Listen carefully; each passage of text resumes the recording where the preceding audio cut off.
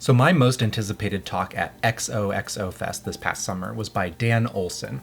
You might know him for his super incisive and deeply researched video essays on his YouTube channel, Folding Ideas, which you should absolutely check out. You probably know him for or have heard about his NFT expose/documentary video, Line Goes Up.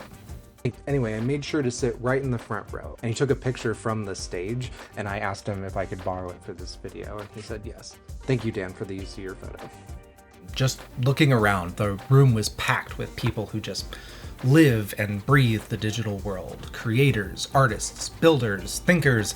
But even though imposter syndrome and creative self-doubt are common for anyone who creates, whether you're a writer, artist, filmmaker, or whatever, Dan's talk was still this super relatable take on how envy, comparison, and self-imposed limitations can really stifle creativity even when that desire to create is strong. He opened with some humor, got a few laughs from the audience, but then he quickly shifted to discussing his more deeply personal struggle with professional envy. He called it a poison that, like Romeo, he guzzles down every 6 months. He said envy shows up in two ways for him. First is when he sees something impressive but still simple, he'll think, I could do that. Boy, is that really relatable to me. He gave some examples like a music video shot in a way that he knew he could replicate, or rigging up a telescope just to prove to himself that he could get that same shot of the moon that he saw this one guy post on Instagram. This kind of envy, though, while annoying, he said it was actually pushing him to improve. But then Dan described this darker, more paralyzing side of envy that, while really resonant, also reminded me of my own different reasons for hesitating to create or even never creating or posting or whatever. He talked about how he avoids watching work that he knows will be amazing because it will make him feel inadequate. And while I don't get that feeling from the same source, I can watch a good work and still enjoy it, I could sympathize with that feeling of being overwhelmed by, he said, a gnawing sense of inadequacy. For him, he'd stop watching or just never watch something at all because he knows it'll be good, and that'll just trigger these feelings in him. For me, it's a little bit different. The way imposter syndrome manifests for me is that I don't feel like I'm an authority. There are a lot of subjects that I know a lot about, and I love when I get to enthusiastically share that stuff with people, but whenever those people say, hey, why don't you make a video about that or something?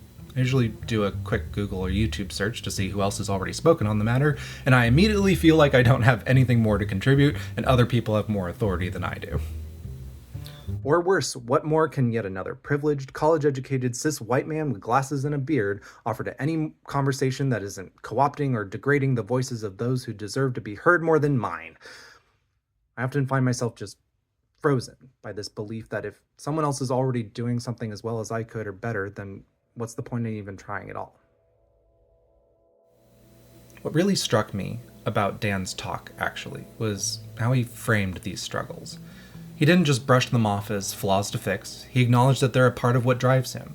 He didn't offer some neat little conclusion or commit to changing this behavior, but he did illustrate this unique and interesting perspective on the whole imposter syndrome idea that I hadn't really heard or considered in this way before. Something I realized after all the XOXO talks, but was first inspired by Dan's talk, and really was the culmination of all my feelings from this experience with this group of people, is that if I need to feel like an authority in order to give an opinion, you know who I'm an authority on? Myself. So instead of trying to speak as an authority on topics that interest me, I'm reminding myself that I am the authority on my own experience. And if I need that permission to be an expert on a subject before I can talk about it, then I have to remember that I am the authority on myself. So when I talk about my perspective on certain topics, I am the expert on that perspective. It's better that my perspective contributes to the conversation, to the overall discourse on a given topic, because then whoever resonates with my version of that topic, they can benefit from my perspective on it, rather than only finding other people who are talking about that subject, and maybe those people don't resonate with them in the same way, but those other people are the only ones talking about it, so they'd never hear my point of view or have a chance to agree or disagree with it. I realized that while my fears of not being good enough can be paralyzing, they can also be used as motivation to find that thing that's uniquely mine to share.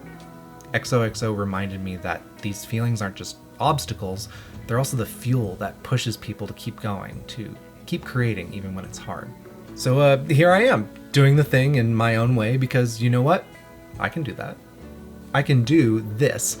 And I'm looking forward to doing this. I have many more thoughts from XOXO and other things that I've been sitting on and never posted. So yeah, stay tuned for that and see you in the next one.